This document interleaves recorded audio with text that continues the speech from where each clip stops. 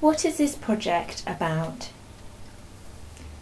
The aim of this project is to collect data about the importance of the deaf school for deaf people. The data will be used to evaluate the way that deaf children are currently educated. Traditionally, many deaf children were educated in separate boarding schools rather than in their local mainstream school. These schools became a focus for the deaf community. They were places where deaf people could learn sign language and meet other people who were deaf. However, from the 1990s onwards, these schools were criticised for having low standards and for isolating deaf people. Many schools began to close. However, some members of the deaf community protested each time a school was threatened with closure. This project will interview deaf adults who were educated in schools for the deaf in the 1990s. People will be interviewed twice during the project. A British Sign Language interpreter will be available during interviews if appropriate.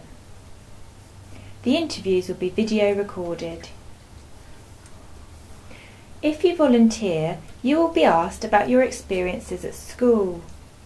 The questions will be about the deaf community inside and outside the school, deaf identity, sign language use in the school, standards of teaching and learning, and connections to the hearing community. You will be asked how important you think schools for the deaf are.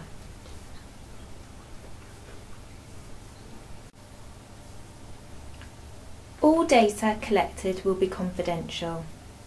The names of the participants will be changed and other details will also be changed. The names of the schools will also be changed. The data will be kept safe until the project is over and then it will be destroyed.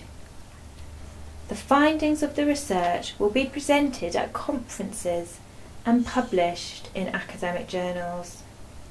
At any point in the research, participants may choose to withdraw from the project if they don't want to take part anymore. If you have any questions about this project or would like to volunteer, please email Hannah at h.a.anglinjaffe@exeter.ac.uk.